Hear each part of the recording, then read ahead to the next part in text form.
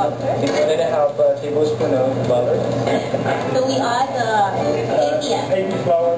It's better to choose the bleached one because it's more white sauce.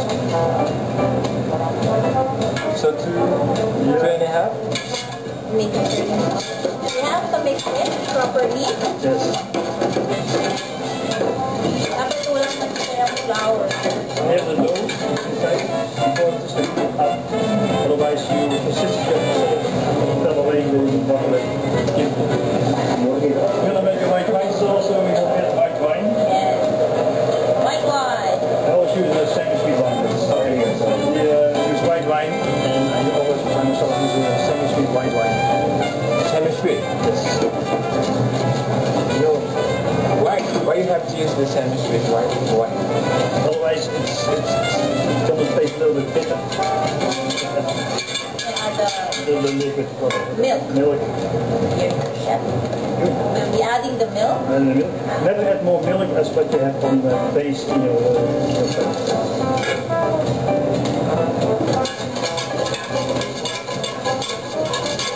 So dapat hindi mas marami yung liquid natin sa atin. Kasi kung hindi magiging kalapsas ay magiging watery, hindi mawala yung purpose ng lunar. Then we add the bagoong. That's onion powder. Give it a strong Onion taste. powder. And So, then chef, you know how to speak, sa Pampangan ba yun? konti lang. Konti lang. Konti lang. Pero A little bit. a little bit. And gently put some powder inside. Hindi mas masarap lalo ito, chef. Kasi smoked salmon. So, So, chef, how to show our viewers how the white wine sauce As the chilling of the sauce, So, mano na siya, malambot na siya. then we put warm sauce on top, the butter and the dough will melt. It gets thinner. why you have to put water at the That's how you glue the dough. Glue the dough. Kumbaga yan yung ghee. Para magdikit, no? I think, chef, it's much better to use egg wash, right? And enhance the flavor. We do that, but then you don't need that on top. Yes. Norwegian salmon? And now we face. Dikit na natin.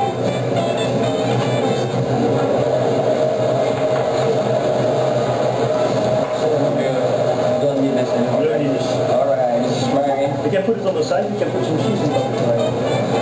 Sorry, it's brown na brown, chef. Yes. Make it golden brown. Saka parang mas masarap. Diba? On this side, already the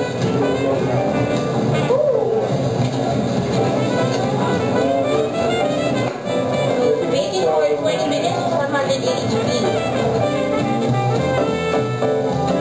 Let's try it. So, quick mo yan. Crispy. Alam mo, lahat Delicious. smoked salmon niya. Parang, nandun talaga yung smoked na salmon. Very delicious, chef. So after nung pinakita ni Chef Anton yung pagluto ng Norwegian salmon, so lumabas, naligo kami, so nag-freshen up and then pumunta na kami sa crossing and para puntahan yung paborito ni Nico. Sisig ni Ali Lucing.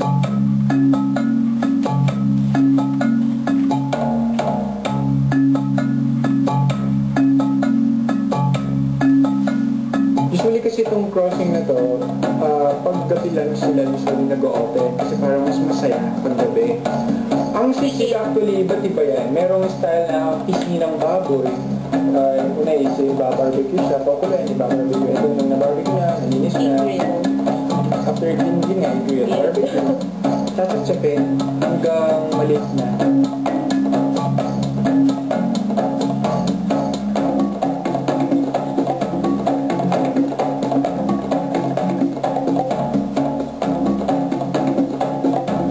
Marami na akong natikman sisig. Marami na akong nakain sisig. Pero yung sisig ni Aling Lucing, hindi siya yung sisig na mataba. Alam mo yun, na puro taba na lang. And then puro parang chicharon ang nilagay. Tapos marami siguro. Hindi, puro talaga. Alam mo yun yung talagang kumukulo pa siya at the same time. Alam mo na, yung hindi siya mataba.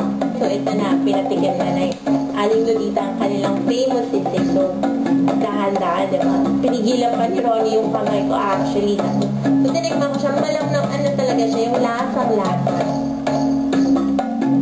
Diba? Masarap. Hindi pa siya mataba. Correct. Well, may taba siya, pero hindi siya ganun katulad ng iba na masyado na mataba, masyado na parang masyado matigas.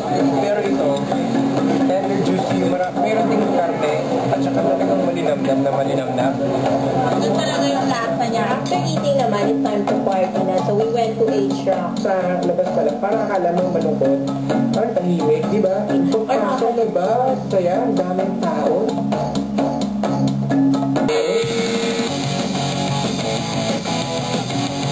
There's a big guitar. Actually, ginawa siya 1 month sa loob mismo ng cafe, yung bar na yun. So, it's made out of plywood daw. So, And- talagang handmade siya. Tsaka sabi din ni France na gusto nilang ipasok sa Guinness Book of World Records kasi nga, yun ang pinakamalaking guitar na gawa sa kahoy.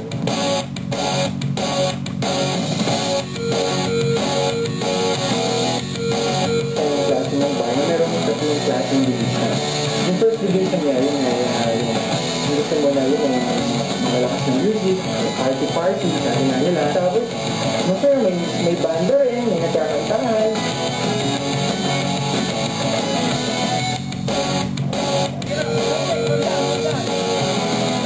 Yeah, this one here is very simple. This one here is a more quiet, romantic place. You want to unwind?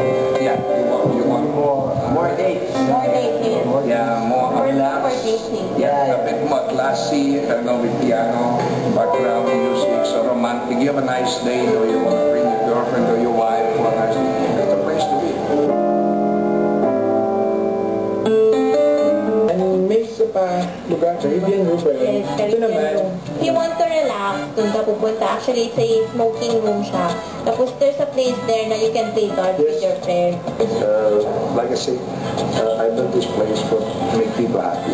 You know, I want people to enjoy, party, and have fun. That's basically it. ginawa nila yung bar, di ba Nico? Para sa mga Pilipino, sa Mga tiga-Angela. sa lahat ng mga taga-Angela, sa mga Angelenyos, sabi nga. Pero napansin namin talaga, mas marami din yung mga foreigner na nagpupunta.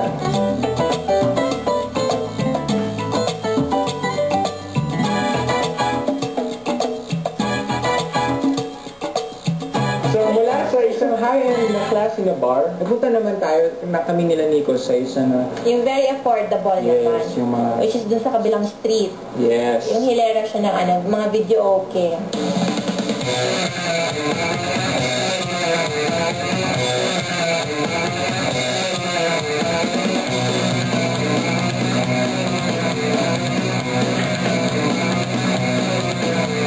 Pagdating pa lang doon, ng mga tao na ngiti-ngiti, sabi Hindi nila, na may prepare nakumamata talaga. sila.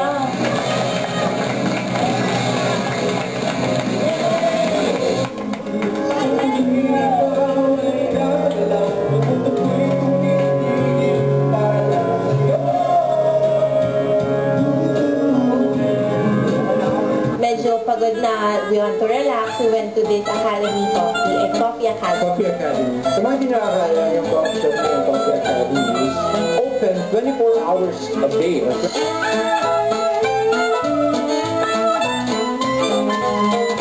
And we were humbled of what we have seen, yung ating mga kagatubo, mga items.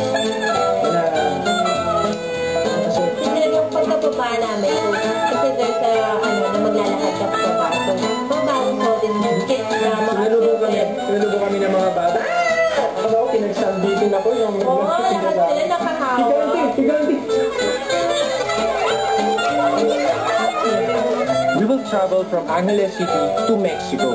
And ang pupuntahan natin ay ang Lakeshore State. Excited na ako doon. Excited ka na ba? Ako rin excited na ako. Napakaganda. Kitang-kita namin yung lake at saka yung lighthouse.